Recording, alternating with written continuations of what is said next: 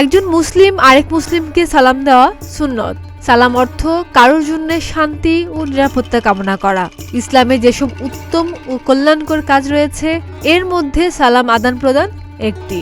হাদিসে বর্ণিত রয়েছে, একদিন এক সাহাবী মহানবী সাল্লাল্লাহু আলাইহি সাল্লামকে জিজ্ঞেস করলেন, ইসলামের মধ্যে সর্বোত্তম কাজ কোনটি? তিনি জবাবে বললেন, অন্যকে খাদ্য দেওয়া এবং চেনা অচেনা সবাইকে সালাম দেওয়া। মিশকাত। ইসলামে নারীদের সালাম দেওয়ার ক্ষেত্রে সুনির্দিষ্ট বিধান রয়েছে।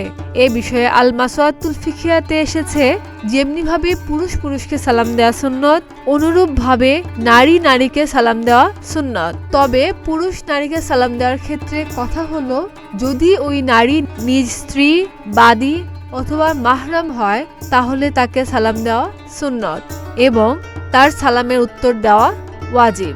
বরং সুন্নত হলো পুরুষ তার পরিবারকে ও মাহরামকে সালাম দেবে।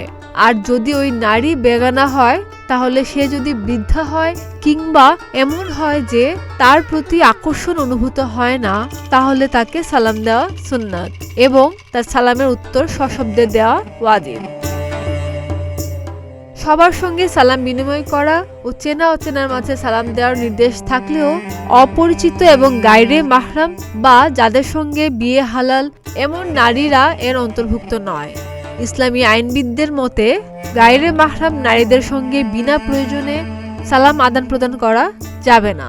যেমন পথ চলার সময় কোনো অপরিচিত রমণীর সঙ্গে দেখা হলে তাদের সালাম দেওয়ার বৈধতা নেই। এমনকি অপরিচিত বা গায়রে মাহরাম নারীরও সালাম দিলে তার উত্তর সজোরে দেওয়া যাবে না, তবে আওয়াজ ছাড়া উত্তর দেওয়া যাবে।